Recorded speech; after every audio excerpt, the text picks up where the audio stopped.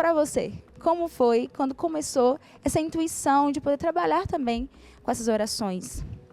A minha história ela é cercada por essa realidade, posso dizer assim, do combate espiritual, né? A minha família veio de toda uma realidade espírita, né? Envolvidas há muitos anos. Então, quando Deus me chama a ser missionário, até antes, né? Quando ele me chama a me converter e a abandonar esses caminhos espíritas, de outras seitas e outras religiões, no meu grupo de oração, eu já a pessoa que estava à frente já me coloca ali no movimento de intercessão, para estar rezando pelas pessoas, pelo grupo de oração.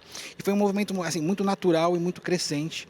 Depois vem o meu chamado à Canção Nova, e desde que eu entro para a Canção Nova, já existia em mim esse desejo do estudo, de saber sobre as realidades espirituais, e voltado para a realidade do Ministério de Cura e Libertação, que era aquilo que a Renovação Carismática tinha na época, mais voltada para esta realidade espiritual, do combate espiritual.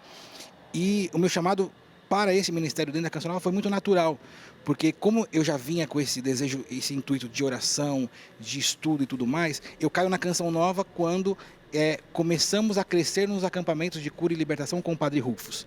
Então eu tive a grande graça, assim como o Padre Duarte teve a graça de, por 10 anos, conviver, né, com o Padre Gabriel à morte e ver como fazia, ver como... É uma grande escola. Eu posso dizer também que eu fui privilegiado porque durante os anos que o Padre Rufus veio à Canção Nova, ele não realizou nenhum exorcismo, mas ele rezava por libertação para as pessoas, e eu tive todo este contato. No começo dos acampamentos, eu rezava somente pelas pessoas, os grupos que nós tínhamos separados, as equipes, mas depois de um tempo eu comecei a acompanhar o Padre Rufus de perto. Então eu pude vê-lo como ele fazia, o que ele fazia, o modo como ele fazia, e de maneira muito natural esse ministério foi nascendo de mim. Não foi algo que eu busquei, que eu almejava, não.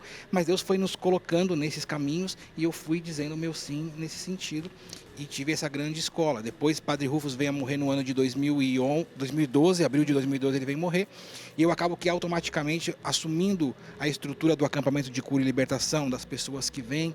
E aí o meu ministério, eu só vejo o meu ministério nesse sentido, amadurecendo, crescendo, e acaba que automaticamente as pessoas, quando vem a Canção Nova, acabavam me buscando, ou quando outros missionários sabiam que era uma realidade de cura, de libertação, de acompanhamento, acabavam encaminhando essas pessoas para mim, e aí foi crescendo meu ministério. Eu fiquei 4 anos como responsável da Casa de Maria, e aí a gente pôde organizar, e aí sim, nos atendimentos da Casa de Maria, pelas minhas contas, nós atendemos mais de 4.000 pessoas nos anos que eu fiquei lá.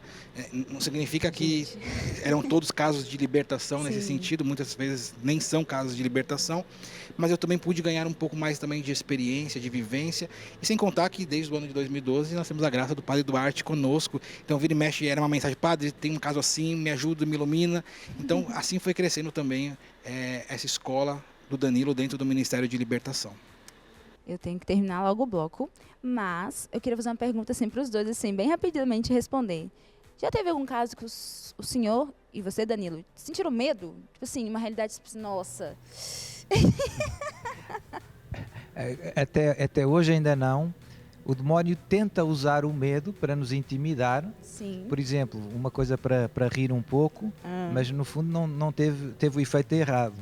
Ele disse uma vez no exorcismo que eu tinha moto ainda e andava de moto, e às vezes até andava sozinho, no meio do monte, era moto de trilha. E ele disse: eu vou fazer cair você da moto. Portanto, para me inibir, né, de fazer aquilo. E eu continuei andando de moto e caí como caía antes. Normal, não foi por isso. Não mudou nada. Mas ele tenta sempre condicionar, né, pelo medo, manipular. Sim. Eu tive um caso só, também não digo que foi um medo, mas foi um friozinho na barriga. Eu fui chamado numa comunidade para atender um caso, a pessoa não me conhecia, quem me chamou foi as pessoas que estavam à frente da comunidade, e eu fui. Quando eu cheguei, a pessoa estava ali, já tinha um grupo de pessoas atendendo, era uma jovem, e nós fomos rezar por aquela jovem estava inconsciente ali no chão, provavelmente vivendo uma realidade de um distúrbio extraordinário do demônio, e quando eu me aproximei para rezar, nós assumimos aquele caso, começamos a rezar, estávamos algum tempo já rezando, e a gente via que a pessoa estava ali paralisada há muito tempo, né, inerte. E de repente, no momento de oração, que eu me aproximei dela no chão e comecei a rezar de maneira mais intensa, ela olhou para mim e disse assim: você vai ver o que eu vou fazer com as suas filhas. Eita. E a pessoa não me conhecia, não sabia nem que eu era casado, que eu tinha filho ou filhas, e aí falou, você vai ver o que eu vou fazer com as suas filhas. Naquele momento deu um friozinho na minha barriga, mas a gente está acostumado com isso, então não liguei para aquilo, continuei rezando, mas também não liguei na minha casa, não falei nada em casa. No outro dia de manhã, eu liguei em casa para saber se estava tudo bem, era uma região mais longe daqui de Cachoeira Paulista, e a minha esposa disse assim, eu falei, tudo bem com as meninas? Foi tudo bem à noite? Ela falou, foi, mas a Ana Clara teve medo à noite, ela acordou com muito medo e a luz do quarto acendeu sozinha. Eu falei, não tem problema não, tá tudo bem, e vida que toca. Não falei para ela, você imagina eu falar para Jennifer alguma coisa nesse sentido. Sim. Mas a única realidade que eu vivi assim, que me causou um frio na barriga foi nesse momento, nessa hora. Isso comigo é muito comum, né?